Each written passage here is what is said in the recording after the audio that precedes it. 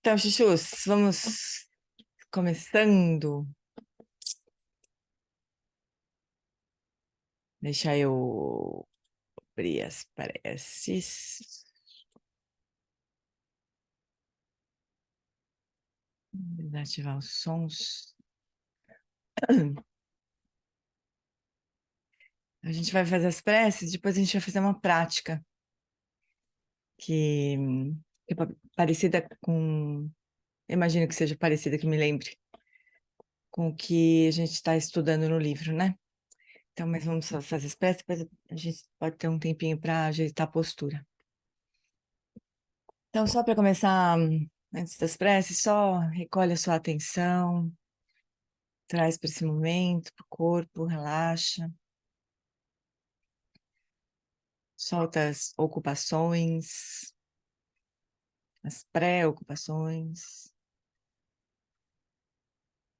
abre espaço para a gente estudar juntos.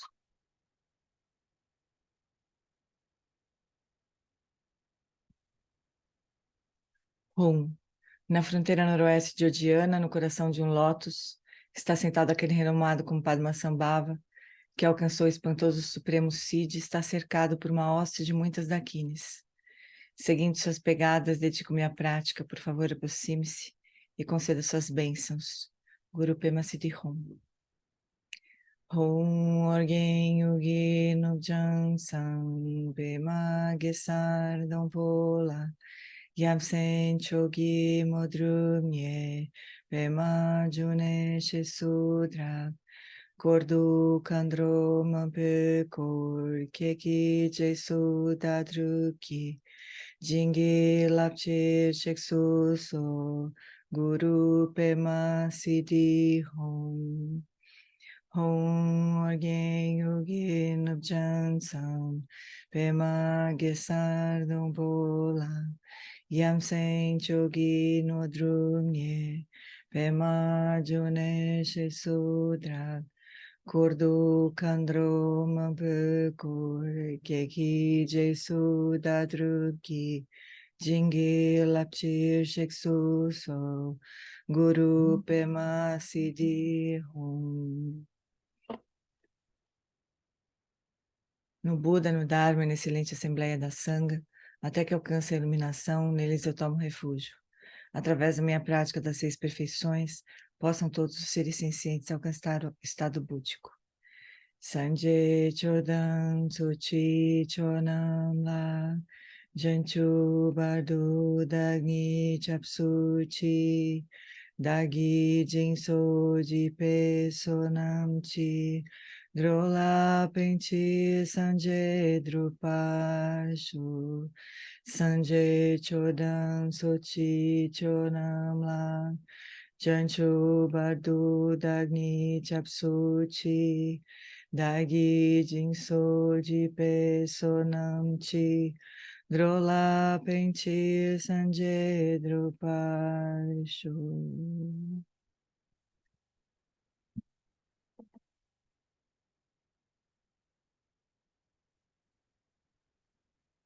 Então, Chuchu, a gente vai fazer uma prática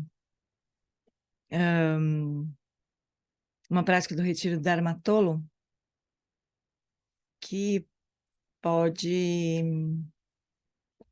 nos ajudar nessa parte do texto que a gente está aqui no Budismo com Atitude, tá? Então, encontre uma postura confortável, é uma prática de 24 minutos, para quem não está acostumado. Uma prática de 24 minutos, então vocês podem se sentar confortavelmente ou se deitar também, se vocês preferirem, Shavasana. Certo? Então, deixa eu ver se o som está compartilhado, está tudo certinho. Vamos lá. Practice mindfulness of breathing in order.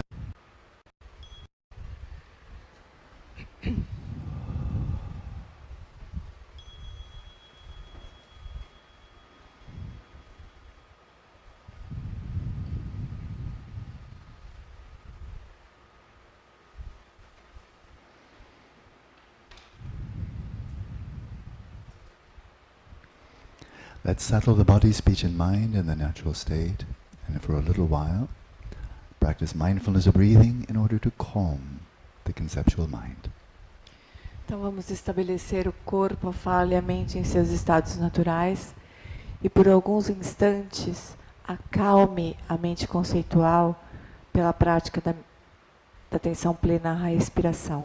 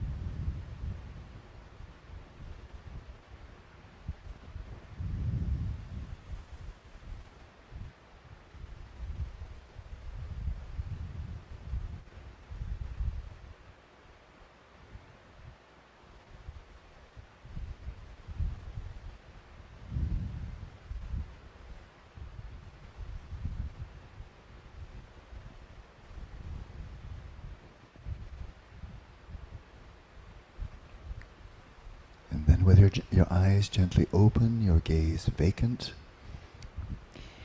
Então deixe os olhos levemente abertos, o olhar solto no espaço à sua frente.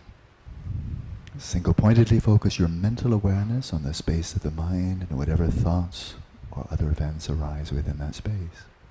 Então, concentre o foco da sua atenção no espaço da mente, em qualquer evento que surja nesse espaço, pensamentos e qualquer evento mental.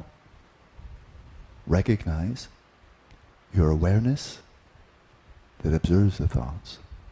Reconheça a consciência que observa os pensamentos, The movements of the mind, including thoughts, os movimentos da mente, os movimentos do pensamento, and the stillness of your awareness in the midst of the movements of the mind. e a quietude da consciência em meio aos movimentos da mente.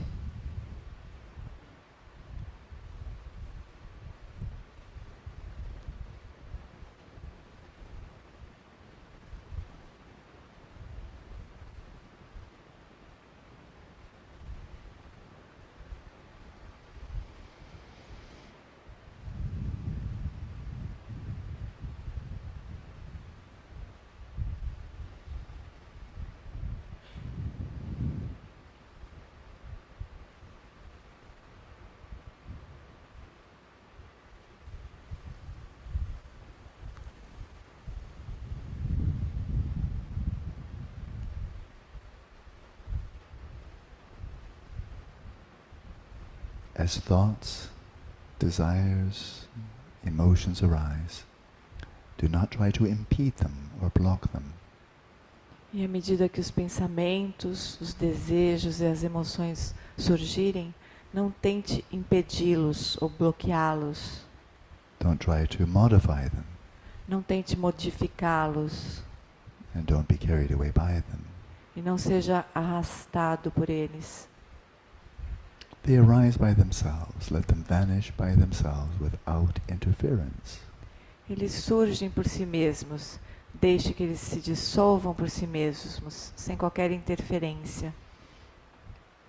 And simply observe them as they arise and they dissolve back into the space of the mind. E apenas observe-os, surgindo e se dissolvendo de volta ao espaço da mente.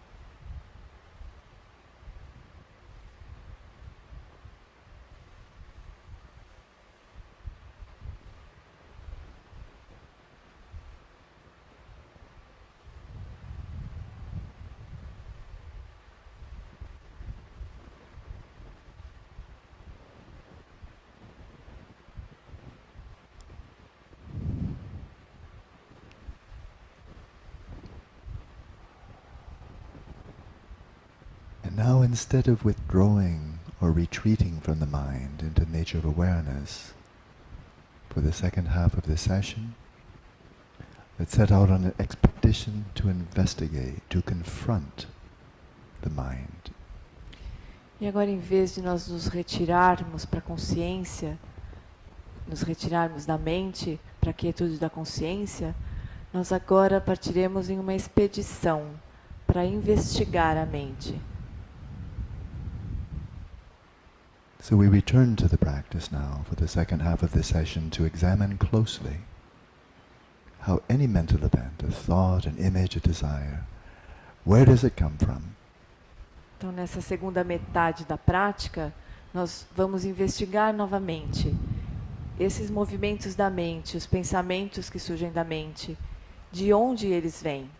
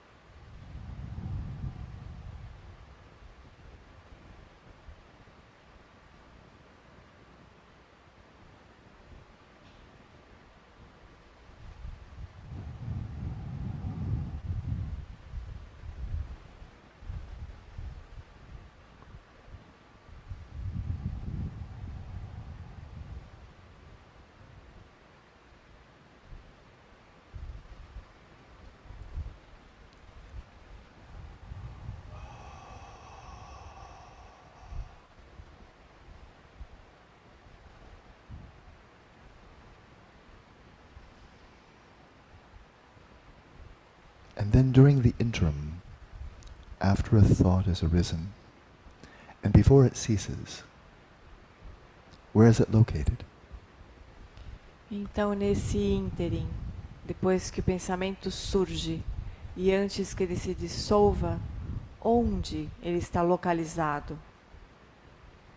Whether it's a discursive thought, a mental image, a desire, or an emotion, once it has arisen, examine closely. Where is it? Seja um pensamento, uma emoção, uma imagem, um desejo, seja o que for, depois que ele surge, onde ele está? And if your answer is, it's in the space of the mind, E se a resposta sua for, ele está no espaço da mente, then ask, where's that? então se pergunte, onde fica isso? Where is this so-called space of the mind? Onde fica esse chamado espaço da mente? In front of you? Na sua frente? Behind your eyes? Atrás dos teus olhos? Inside your head? Outside your head? Where is this space of the mind? Dentro da tua cabeça? Fora da tua cabeça? Onde é o espaço da mente?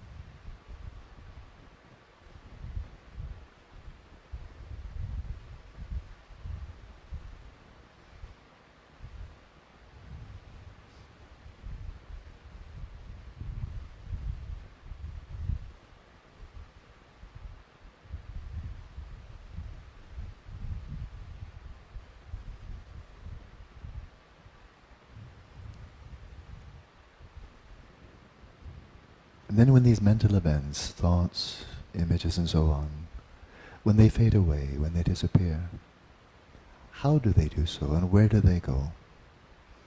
Então, quando por fim esses pensamentos ou imagens, eles desaparecem, como eles fazem isso? Para onde eles vão? Examine what they disappear into. What is their destination? Examine esse lugar onde eles desaparecem. Qual é esse destino?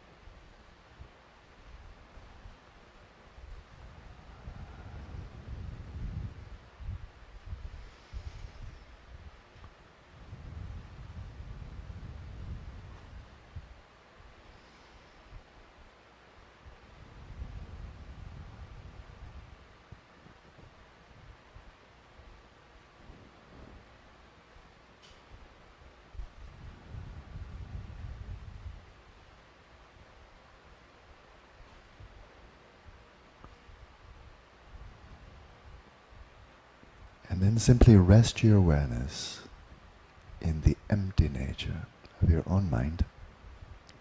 E então apenas deixe a consciência repousar na natureza vazia da sua própria mente. Empty of origin, empty of location, empty of destination. Totally empty. Vazia de origem, vazia de localização, vazia de destino. Totalmente vazia. Not really there, existing from its own side by its own nature. Não de fato presente ali, existindo por sua própria natureza.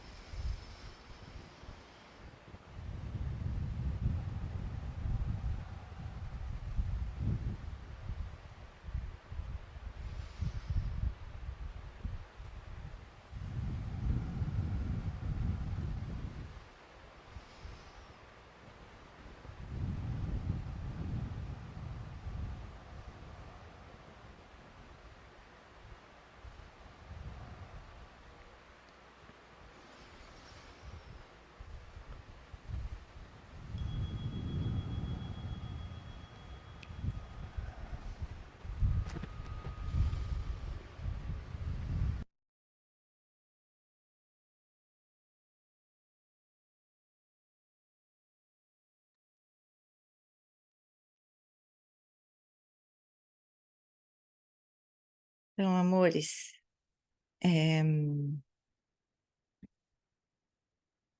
a gente, essa possibilidade, né, desse caminho, assim, a gente explorar, desempoderar, na verdade, né, os pensamentos, tudo que surge na nossa mente, que é aquilo que nos arrasta, né? a gente se identifica com isso e daí a gente acaba sendo arrastado por eles e impedidos de reconhecer a natureza da consciência em si, né? A clara luz do dia, como diz o Rinpoche, Tenzin Wangyal, né? É como se, pelo fato de a gente de a gente dar uma solidez, né? Um status de verdadeiro, de real, para tudo que surge na nossa mente e se envolver com tudo isso, a gente perde a chance de ver o que está por trás, o que está, nem por trás, o que está animando tudo isso, né? Que é a natureza da nossa própria consciência. Então, eu pensei de a gente fazer essa exploração nessas duas etapas, né? Essa primeira, de desempoderar os conteúdos, quer dizer, a natureza manifesta da mente. E na semana que vem, a gente faz uma prática que a gente fez um retiro. Tô vendo Darcy, assim, de Rum, a Carolzinha. A gente fez um retiro esse fim de semana, né? A Simone. Que é de como que a gente pode reconhecer a própria natureza da consciência. Então, isso a gente faz na semana que vem. Estou anotando aqui para não se perder aqui. Então, semana que vem talvez eu tenha. Não, acho que dá para sair na mesma hora, assim. Semana que vem tem um compromisso. Talvez tenha um compromisso, né, Carol? A gente não sabe se vai conseguir ter esse compromisso, né? Mas deixa eu só anotar aqui para não me esquecer. Próximo encontro. Prática. Retiro. Ficando velha, tô precisando contar com papel e caneta, sabe? Velho papel e caneta, assim, para não esquecer das coisas. Então tá, meus bens. Vamos. Tudo bem aí? Vocês podem repetir essa prática durante a semana, né? Ou então não precisa nem ser muito formal. A gente pode simplesmente, toda vez que a gente se pegar sendo arrastada pelos cabelos, pelos nossos pensamentos, né? A gente parar e falar, opa, calma lá, alto lá, esteja preso, elemento, né? Como assim que eu estou sendo arrastada por alguma coisa que não tem a menor materialidade, a menor substancialidade, né? Que parecem tão de verdade. Mas o Lama, acho que na explicação dessa prática, eu acho que antes dessa prática, ele fala que os pensamentos eles só têm poder sobre nós porque a gente se identifica com eles, né? Entrega o poder para eles, assim. A gente pode tomar de volta esse poder, ué, né? Já que a gente entrega, a gente toma de volta, não é? Essa é a maior liberdade do mundo, né? A gente ser livre da nossa própria mente. Eu lembro, acho que nesse mesmo retiro, assim, o Lama brinca que ia pedir o divórcio da mente dele. Ele ia se divorciar. Ele não queria mais essa relação abusiva com a mente dele. É uma boa coisa, às vezes a gente precisa mesmo se divorciar um pouquinho, né? Só um pouquinho. Então vamos voltar para o nosso estudo. Deixa eu voltar para a parte que a gente estava aqui. Bom, a gente está, deixa eu compartilhar com vocês. A gente está. Então, no segundo ponto, né? Só para lembrar, a gente está no segundo ponto estudando como que a gente cultiva a bodhicitta absoluta e a bodhicitta relativa. E a bodhicitta absoluta é justamente reconhecer a natureza da própria consciência. Então, é isso que a gente está fazendo agora, né? Então, essa sessão aqui da meditação, a gente está já nesse lugar aqui. Nesse ponto aqui. Então, vamos ver. Lembre-se primeiro das duas abordagens da teoria versus a experiência primeiro. Então, o Lama fala que existe uma forma de a gente reconhecer a natureza da mente, que é primeiro a teoria e depois a prática, a experiencial, né? Então, é um caminho, né? Os grandes geshes, né? Eles estudam muito, muito, muito, e depois eles passam para a prática, para a experiência, né, daquilo. Mas tem o contrário também, que pela experiência surge a compreensão, né, da natureza das coisas. Então, Karma Chagme, grande mestre do século XVII das linhagens Mahamudra e Dzogchen, faz uma distinção entre elas usando a metáfora de apanhar lenha. Você pode apanhar lenha cortando todos os ramos de uma árvore, uma a uma.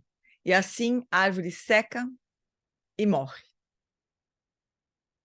Esse processo longo e difícil é semelhante à abordagem do monge que passa 20 anos estudando filosofia budista, gradua-se com uma imensa bagagem teórica, passa os próximos 20 anos em retiro e, por fim, dedica o resto da sua vida a ensinar.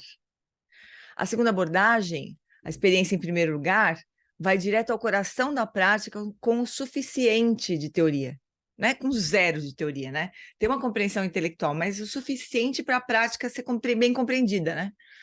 É ideal para pessoas que não podem investir o tempo necessário para aquisições teóricas. Na abordagem de experiência, primeiro se corta a árvore, começando pela raiz. Isso pode economizar muito tempo. Um dos aforismos mais conhecidos do Buda é: tudo que nasce morre. Tudo que é criado é destruído. Na cosmologia budista, ao final, todos os bilhões de sistemas mundiais serão incinerados, sem deixar nem mesmo cinzas para trás. Vidas humanas, todos os relacionamentos, qualquer coisa produzida será desfeita. No entanto, Nirvana, a liberação, é chamado de estado imortal e pode ser alcançado em vida. Os seres humanos nascem e morrem. A mente humana surge e se dissolve. Mas em meio a seu fluxo mental, ao seu fluxo contínuo, há a consciência não nascida.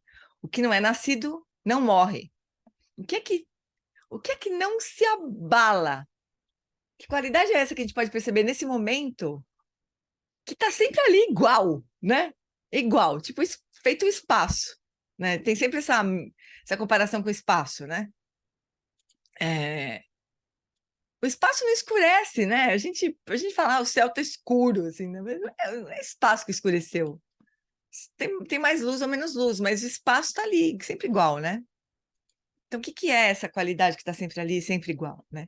Então, determinar e habitar a natureza não nascida da consciência é alcançar o estado imortal, que está além de vida e morte, né? E isso pode ser feito durante a vida. O que é necessário é fé suficiente para praticar. Tem uma fé que... Às vezes eu fico pensando nessa coisa, né, o Lama fala que qualquer prática budista, na verdade, qualquer prática não, mas a maioria das práticas budistas, pelo menos as que ele ensina, né, a maioria das práticas que o Lama ensina, ele diz assim, a pessoa não precisa ser budista, ela só precisa ter uma mente, né? Eu sempre acho que é mais ou menos isso, sabe? Porque você precisa ter uma fé suficiente, um pouco de fé, para se animar de praticar, né? Se você recebe uma instrução de uma coisa que você não confia, de um cara que é mais ou menos, você não vai seguir. Eu não seguiria. Eu não sigo, olhar, está cheio de coisa que surge aí, eu não sigo, porque não tenho confiança suficiente, né? Então a gente precisa de uma fé inicial para praticar, vocês não acham? Se a gente, né, ouve uma pessoa falando um monte de coisa que não faz sentido para a gente, né? Mas a gente precisa de alguma confiança, né? Algum que a gente pense, não, vale a pena, né, eu investir meu tempo nessa prática, né, e ver onde dá, né? Então, acho que essa fé que o Lama está falando aqui no inicial, né? Vocês acham isso ou não? Sim ou não?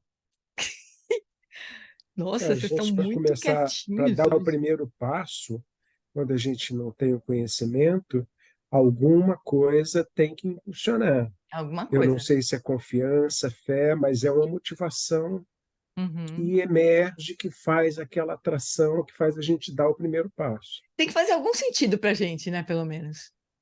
Não é? A gente pode não entender nada, que nem o Lama fala, né? O Lama diz que o primeiro livro que ele leu foi um livro do Ivan, como é o nome dele? Hertz, não. Ai, Wentz, né? Isso. Que ele falou assim, eu não entendi nada. Era um livro de Dzogchen, em inglês. Ele falou, era em inglês que estava escrito ali, mas eu não entendi nada. Mas eu fiquei tão encantado, assim, que eu falei, nossa, é isso que eu quero fazer da minha vida. É muito louco, né? Então é uma coisa assim, que não precisa ser muito intelectual, né? Mas alguma conexão precisa acontecer, né? Para a gente poder se prestar a fazer a prática, né? Experimentar. Então, o que é necessário é fé suficiente para praticar, né? Familiarizar-se com a natureza não nascida da consciência durante a vida aumenta as chances de identificarmos a clara luz da morte quando se está morrendo. Vocês lembram, a gente comentou? A clara luz é a clara luz.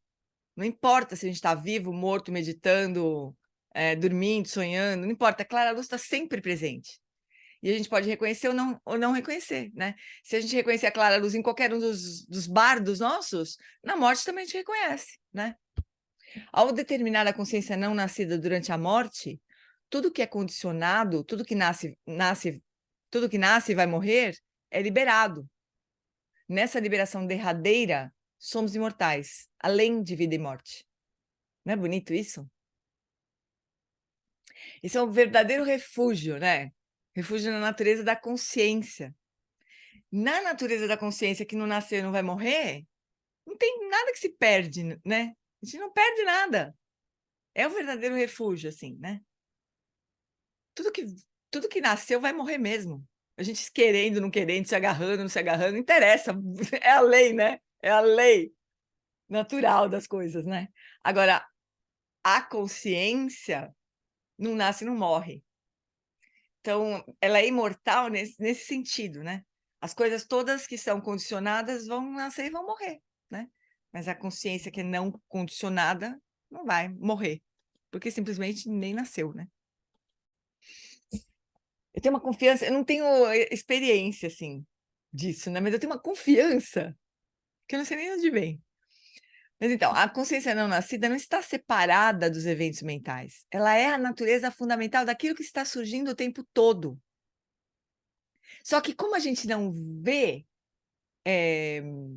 assim, né? A gente se encanta com as formas, né? Mas a gente não vê que é a própria natureza da consciência ali se manifestando, né? A gente não vê isso. Porque a gente está vendo outra coisa no mesmo lugar, né?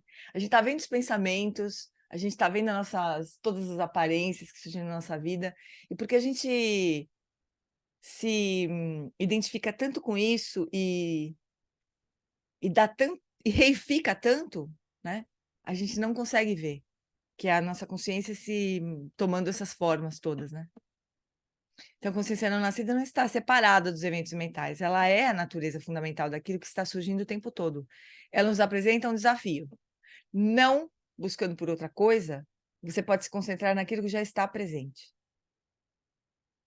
O treinamento da mente em 7 pontos começa com passos progressivos para desenvolver um insight, também chamado de sabedoria ou de bodhicitta absoluta. O primeiro passo é alcançar a estabilização meditativa, ou aquiescência. A gente precisa dar uma acalmada, né?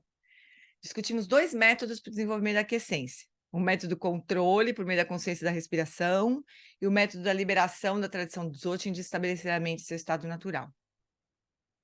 Ainda bem que o Lama parou de falar assim. Ele não ensina mais desse jeito. O método de controle me dá até uma tremedeira. O próximo passo é cultivar o insight. Então, primeiro a gente aquieta, calma um pouco a confusão, né? Depois a gente consegue olhar com mais detalhe, enxergar com mais nitidez. Essa é a tradução, né, da palavra vipassana. É ver claramente, né? Mas para ver claramente, é sempre boa a imagem do copo com areia, né, agitado, assim.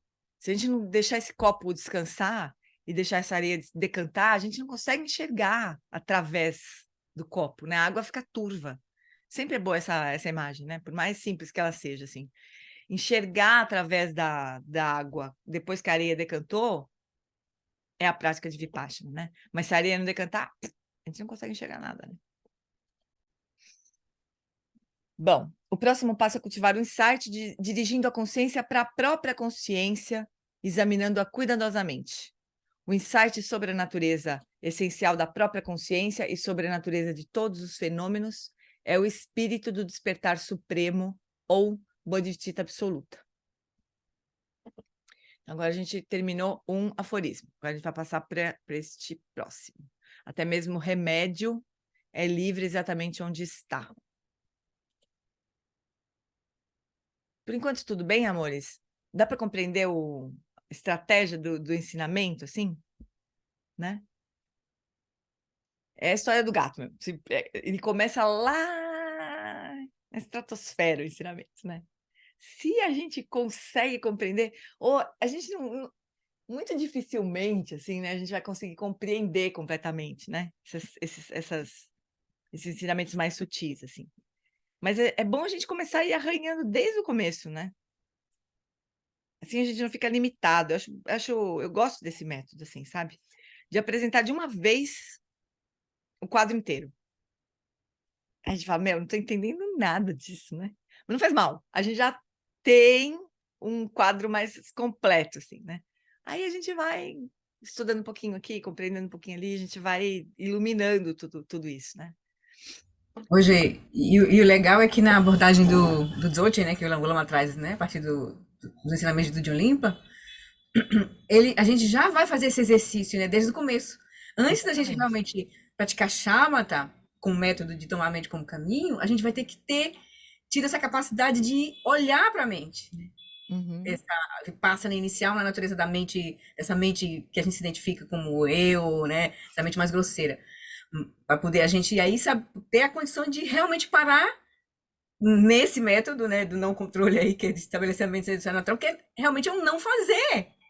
Uhum. É deixar, liberar todas essas manifestações que são, né, que são o nosso carro, a nossa energia de hábito, nosso modo de ver as coisas, e que a gente está completamente fixado, apegado, né? Então, para a gente ver onde é que está a raiz da nossa experiência, de fato, é a mente. E aí a gente deixar ela se liberar, para a Uhum. gente cada vez mais se assentar nesse lugar que é o espaço vivo, né, de Sem manifestação. precisar ficar tentando consertar, né, sem precisar Porque ficar a gente é, controlando. e Essa prática que a gente fez hoje, ela foi feita bem no começo do retiro, né, uhum. e então já é assim, uma coisa meio de saída, assim, uma prática bem de saída. Que é o Então que a gente está depois vendo lá, né? Que é o que a gente está vendo lá na terça-feira. Quem está aprofundando essa fase de chamata, de tomar a mente como caminho, né? Como é que a gente faz isso, em fato, né? Então ele está dando passo a passo de como a gente vai fazer isso, né? Passo a uhum, passo. E a gente também devagarzinho. E ele diz, e se a gente não fizer isso, mesmo que a gente sente, gere as condições para sentar, a gente vai se deparar com o nosso karma. E se a gente não souber o que fazer com ele, a gente pode ficar preso, isso pode ser um grande perda de tempo, não gerar muito obstáculo. Então, para realmente ser um caminho rápido para atingir a eliminação dessa vida, como ele, que é o propósito dos ensinamentos do Vajrayana, né, do Dzogchen, que ele está trazendo, ele está dando todo o caminho, claramente, assim. Né? E aí é legal, como você disse, né, a gente ter a visão geral primeiro, ter a visão do mapa, porque a gente é, tem uma noção do processo. é. A gente Aí a está gente gera falando cada dois vez mais ensinamentos confiança. diferentes, né, pessoal? Porque Isso, assim, de isso. terça-feira, de domingo, a É. gente estuda o Dharma Tolo, os ensinamentos do John Limpa, né? Aqui a gente está estudando a Tisha, né? O estudo o treinamento da mente 7 pontos. Mas se a gente for olhar, ele começa de um mesmo lugar, né? De um mesmo ponto, assim, tirando a solidez da nossa experiência interna, do nosso mundo interno, para a gente ter Uhum. mais liberdade, né? Para não precisar, para a gente não achar que tem que ficar consertando, porque não tem conserto, não tem conserto, né? Se a gente se perturbar com as coisas que surgem na nossa mente, ficar tentando negociar com ela, ou, ou sei lá, julgar, né? A gente vai perder tempo, né? A gente pode deixar isso à vontade e reconhecer o que está além, o que está animando tudo isso, né? É mais legal e é mais fácil do que ficar. Imagina, quem tentou já consertar os pensamentos sabe do que eu estou falando, né? Você fica tentando, isso aqui não devia estar, eu não devia estar me perturbando com isso. Como é que isso aí ainda acontece? Como é que eu ainda me perturbo? Meu, é enxugar gelo, assim, é puxar o mar com rodo. Você já viu esse meme? Um cara puxando a água do mar, assim, com rodo na praia? É um pouco isso, porque não tem fim esse negócio, né? Então Lama a gente brinca, né? Ele pode. matar 21.600 É, camundongos na sua caverna todo dia. é, pois é. Não temos chance nenhuma, né? Mas então vamos lá, vamos ver esse próximo aforismo aqui. Então, deixa eu só, rapidão, vamos olhar o nosso mapa aqui. Aquele quadro azul nosso, deixa eu abrir aqui, que hoje não abri ele. Então, olha só, vamos ver onde a gente está. A gente está aqui, ó. A gente terminou esse aqui, né? Agora a gente vai estudar esse aqui. É o quarto aforismo dentro do cultivo da bodhicitta absoluta, né? Até mesmo o remédio é livre exatamente onde está. Que remédio que a gente vai usar, né? Essa que é a questão agora aqui. Não faz nem sentido falar em remédio, nesse grau aqui de compreensão da natureza dos fenômenos, né? Então vamos ver como é que a Tisha vai explicar isso. O que eu tô fazendo? Pronto.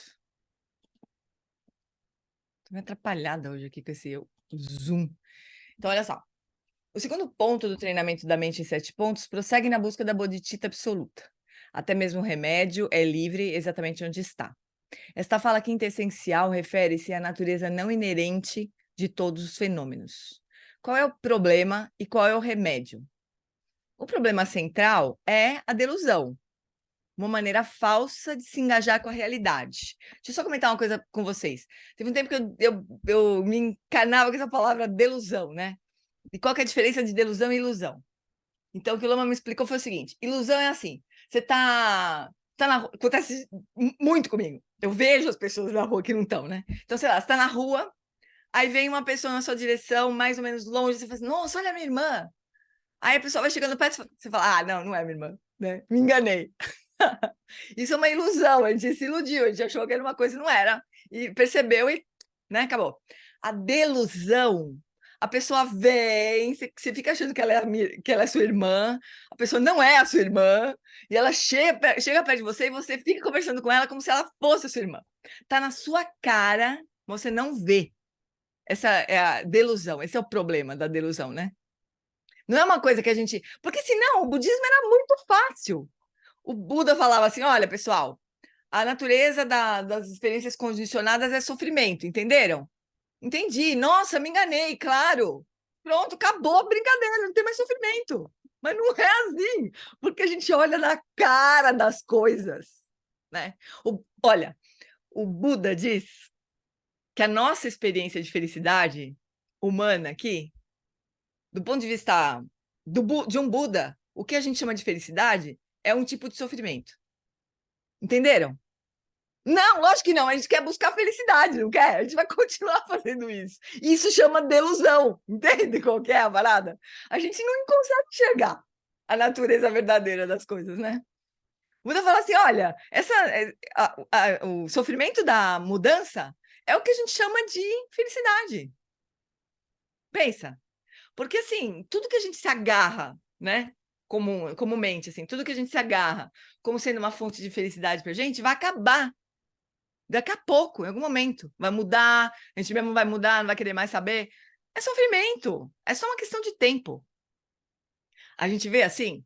Claro que não, né? A gente luta com unhas e dentes contra isso. A gente não quer nem ouvir falar. Ah, esses budistas são tudo mal-humorados, né? Ficam vendo sofrimento em tudo que é lugar. Sai fora, agora que eu tô feliz aqui, não quero mais saber de ouvir falar, não quero mais ouvir falar de sofrimento. Chega, esses budistas. Então, isso é delusão. Eu achei muito útil quando eu entendi isso. Assim. A delusão é uma coisa que está na nossa cara, é falsa e a gente não vê. Não vê. Não entende que é falso. Então, qual que é o problema e qual que é o remédio? O problema central é a delusão, uma maneira falsa de se engajar com a realidade. A principal delusão é a reificação, confundindo nós mesmos e os fenômenos como sendo inerentemente reais e independentes. Então, isso quer reificar. A gente enxerga as coisas como se elas não fossem dependentes de uma rede infinita de causas e condições, que não tem como não se movimentar em algum momento, né? Imagina assim, todas as nossas experiências se sustentam. Imagina a rede mais complicada que vocês conseguem imaginar, e frágil, assim, de coisas que se alinharam em um determinado momento e se conectar. Então, a nossa experiência está ali sustentada sobre isso. Daqui a pouco, alguma coisa gira e fim, né? Mas a gente não acha isso. A gente acha que tem alguma forma disso não acontecer, assim, de a gente dar um jeitinho de controlar, né?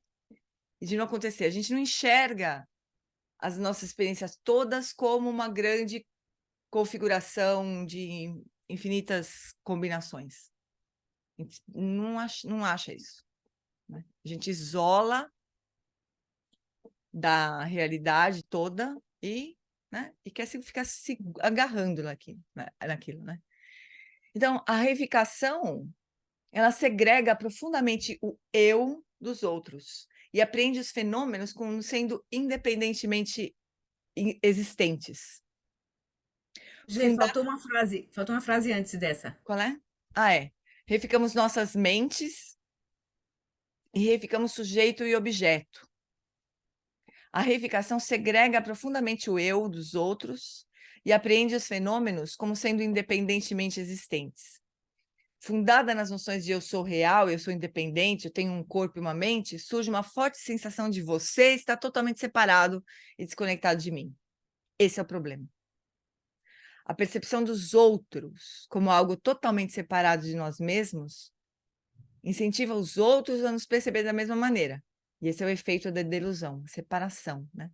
De acordo com a psicologia budista, a reificação, a dicotomização absoluta do eu e do outro, é a base do anseio, do desejo ardente. É mais do que desejo isso aqui. Anseio é uma coisa que a gente deseja muito ardentemente, assim, né? Eu anseio um bom carro, uma boa reputação, uma determinada pessoa, e acredito que se eu tivesse essas coisas, seria feliz. Nós podemos também acreditar que algo está obstruindo o caminho da nossa felicidade. A reificação está presente aqui. Ó, a culpa é de tal e tal coisa. O tempo, a política, o trânsito. Com a reificação, a aversão, a hostilidade e o ressentimento se instalam. Os desequilíbrios emocionais de anseio e aversão surgem da mesma causa, a reificação da existência intrínseca e independente de nós mesmos e dos outros fenômenos.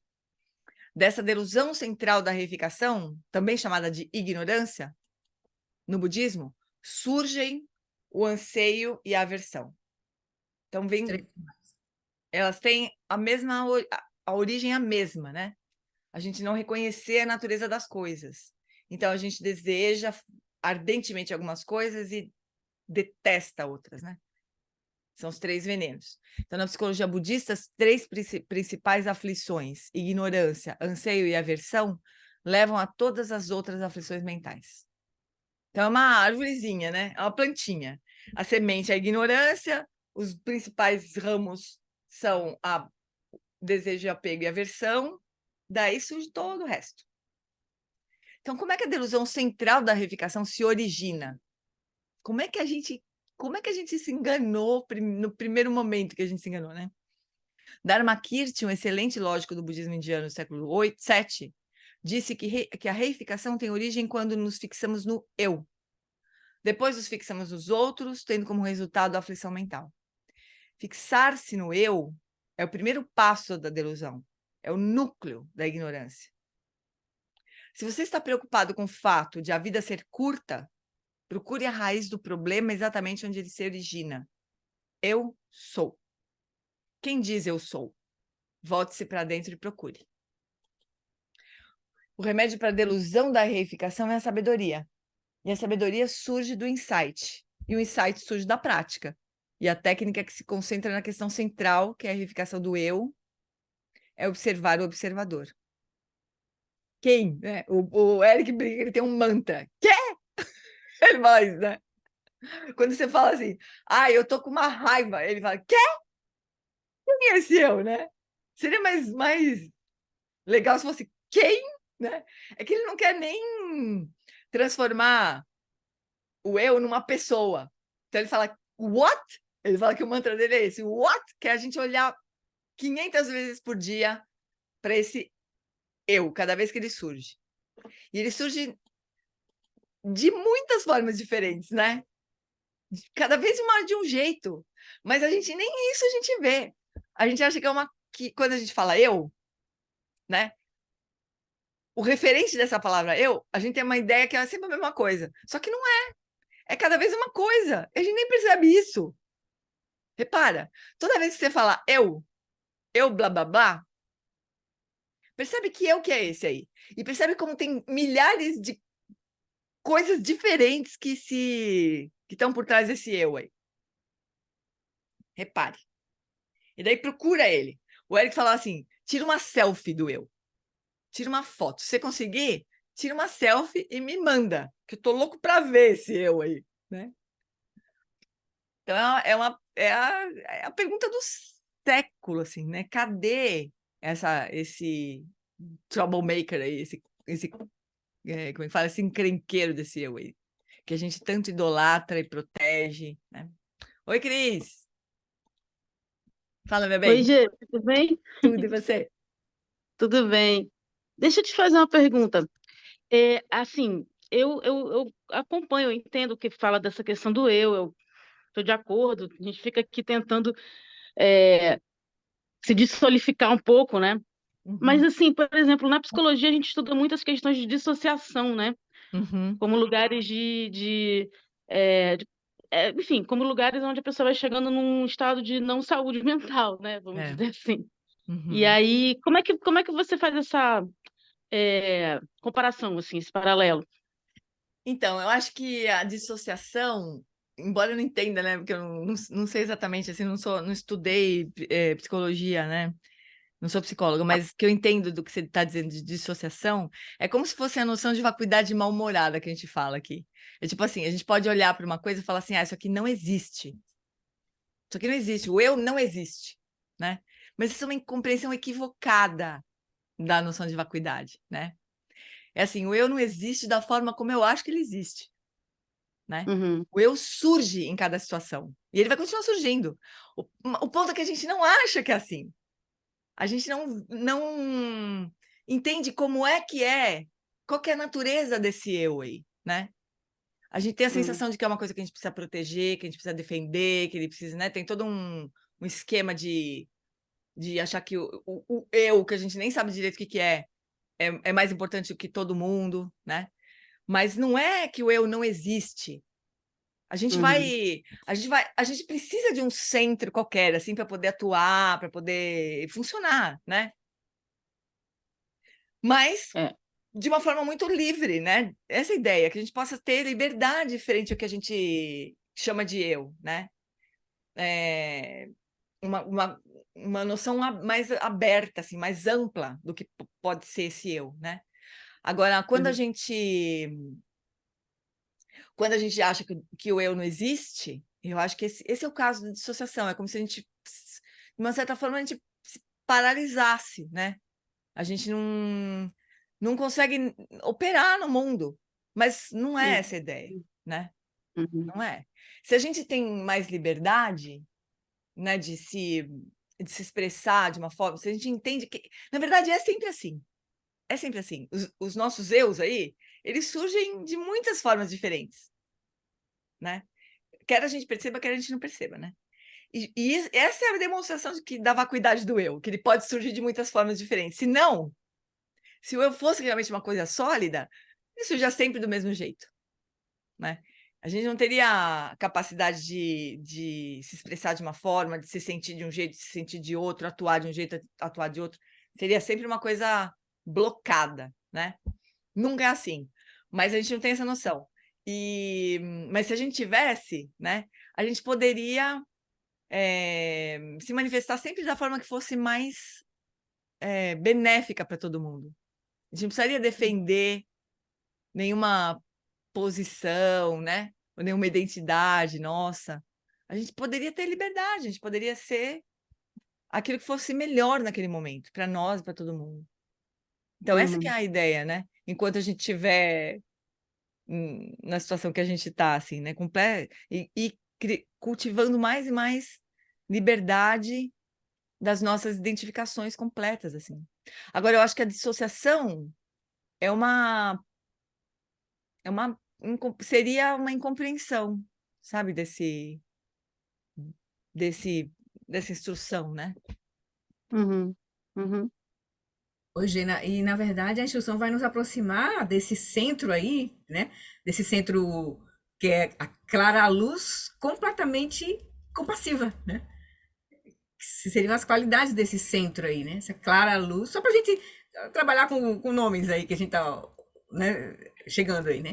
Seria essa experiência dessa clara luz completamente, que é completamente compassiva. Não é separada da compaixão, da Que pode sabedoria, ser, né? que se manifesta de forma compassiva sempre, né? Isso, Então ela se isso. manifesta. O Buda, pô, o Buda deu ensinamento mais de 45 anos. Mais 45 anos, quase 50 anos ele andou por aí dando ensinamento e cada um que ele encontrava, quer dizer, movido completamente pela compaixão. Mas não tinha um eu lá, que sei lá, se alguém falasse, meu, seu ensinamento é uma porcaria, não serve para nada. Ele não ia se ofender, ficar triste, magoado e nunca mais ensinar ninguém. Não tava, né? Não tinha problema nenhum, né, para ele. Essa é a Hoje, liberdade.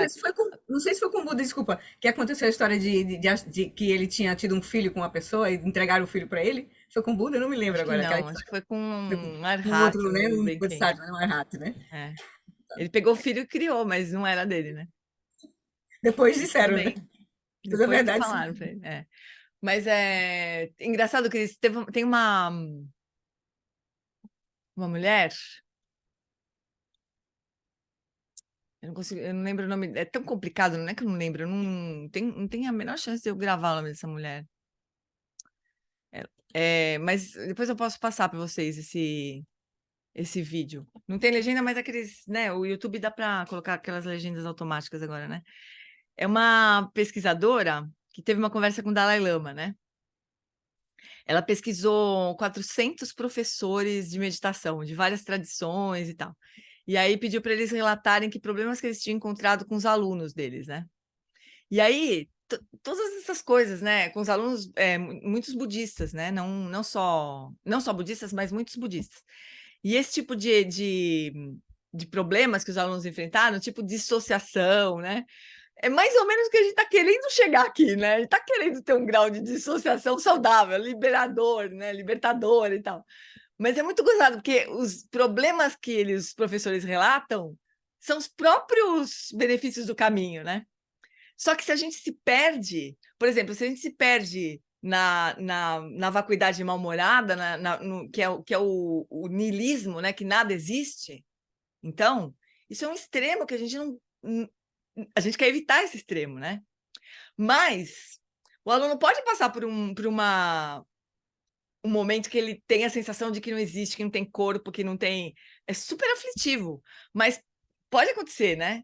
E aí faz parte do caminho a retornar, e às vezes o aluno passa para o outro extremo, que é o essencialismo, assim, tudo existe, né, de uma forma concreta e tal, até que ele consegue transcender esses extremos e chegar no caminho do meio mesmo, né? Transcender os É extremos. interessante isso que tu está dizendo, né? Porque é isso, né? Tu precisar ser guiado nesse caminho, né? Porque Precisa ser as pessoas guiado, normalmente é isso, assim, exato. porque normalmente as pessoas, quando têm as experiências dissociativas e tal, elas estão em sofrimento, né? Normalmente Claro. não é assim, né? Não é dentro de um caminho, não é dentro, com propósito, né? Uhum, E o que tu está exatamente. dizendo é perfeito, porque daí tu tem que. Por isso a importância do lama, né? Para poder te. Exatamente, Cris. Eu acho que o que faz diferença é o refúgio, sabe? Se você tem um refúgio, se você tem confiança, aquela conversa que a gente estava tendo no começo, se você tem confiança num professor, num método, né, num professor, que você pode receber orientação, é isso que protege a gente, porque a gente vai produzir vários tipos de loucuras da mente, né? Muitas coisas vão surgir, né? E se não fizer parte de um caminho, vai ser uma doença psíquica, né? É, pode E é crer. fácil de Pode. acontecer. É bem fácil de acontecer. O Lama descreve muitas coisas que acontecem com alunos dele, né? Eu vi acontecer coisas muito malucas, assim. E o Lama tratar como uma perturbação de uma praticante mesmo, né? Não deixou internar, assim, ele confiou que aquilo era uma experiência mesmo de uma praticante e ele lidou desse jeito com ela, né? Hum, É muita coragem, mas é bem bonito também. Tem uma é. linha bem tênue aí, sabe? A Carol postou aqui o nome da mulher que é impossível.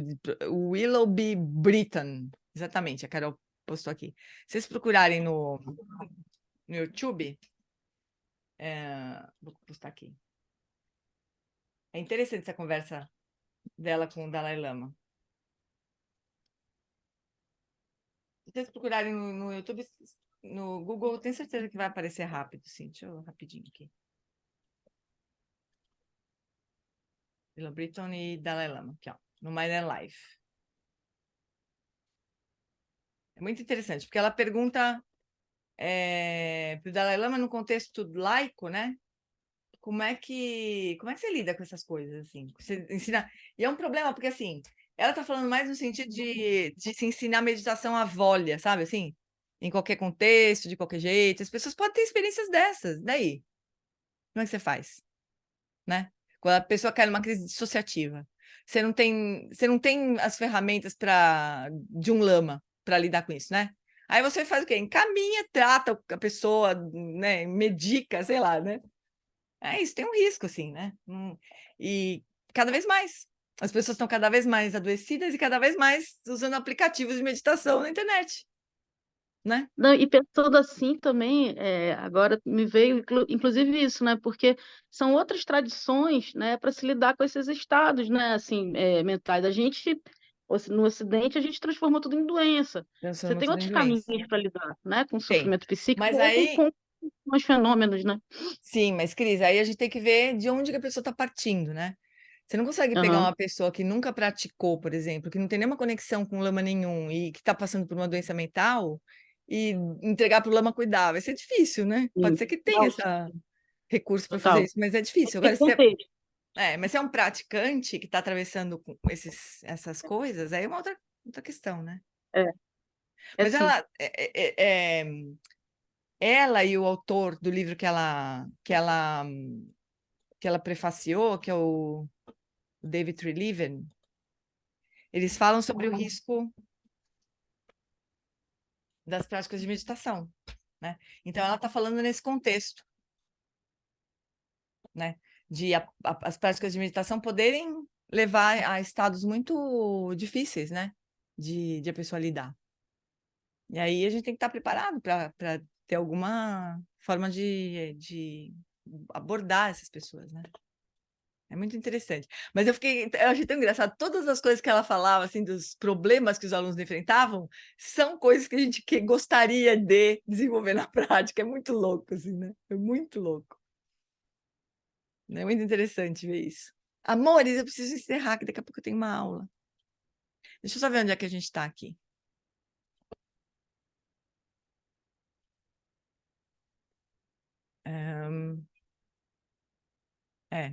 Ainda tem bastante, eu acho. Mas é isso, né? E tá agora falando uma questão mais central ainda, que é essa crença de que a gente tem algo que é muito de verdade, muito sólido, que precisa ser defendido, que precisa ser... e que é mais importante do que todos os outros, né? Só que quando a gente olha para esse eu aí, a gente não acha.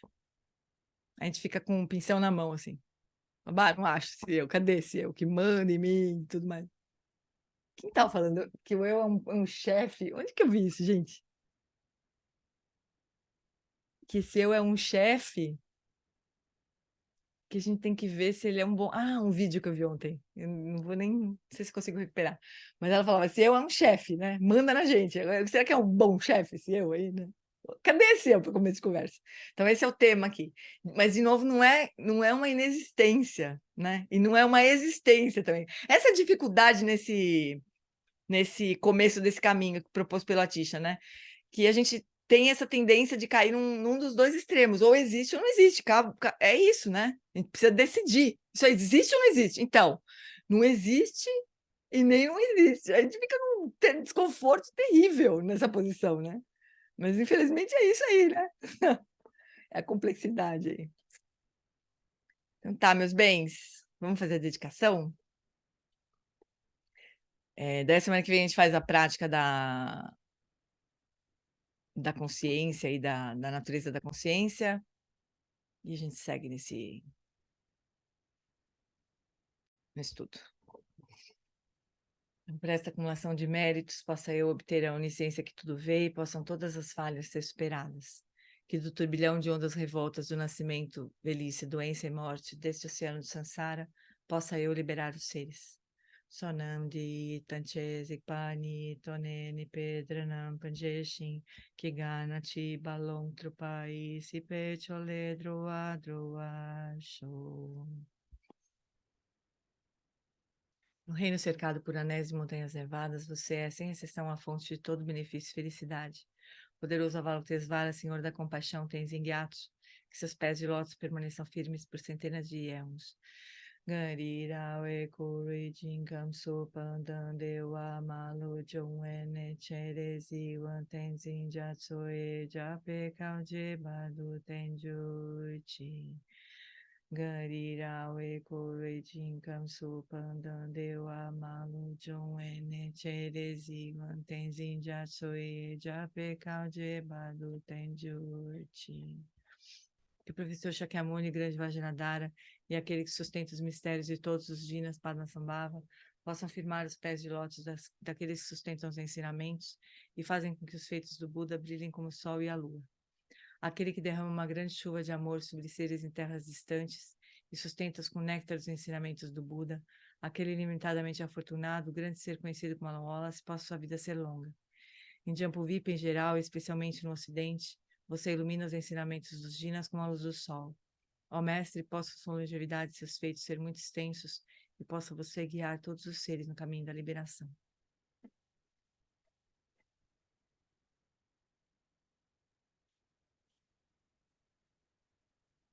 Que a grande tradição da Bhakti Rakshita, do Mestre Padmasambhava e do Rei Trisundeusen possa florescer e permear os três reinos. Que a presença das três joias nunca se separe do fluxo mental dos seres, assegurando assim o sublime bem-estar através dos três tempos. Quem Locho Sum Rin Loche Zan Lin Sa Sum Cha Papel Ja Drodu Droju Chosum Não Adami Draudu Sum Gele Shou. Por essa virtude, possa eu rapidamente realizar o Lama de Odiana e possa eu conduzir todos os seres, sem exceção, a esse estado de realização.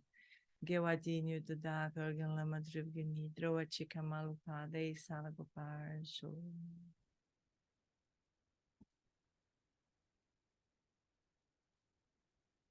Bom feriado, amores. Tchau. Obrigada, Descansem. Se Tchau. cuidem. Obrigada, gente. Beijo. Obrigado, Gê. Obrigado, Tchau, Gê. pessoal. Obrigada. Tchau, Boa gente. noite. Boa noite. Tchau, Bom pessoal. feriado. Obrigada. Tchau.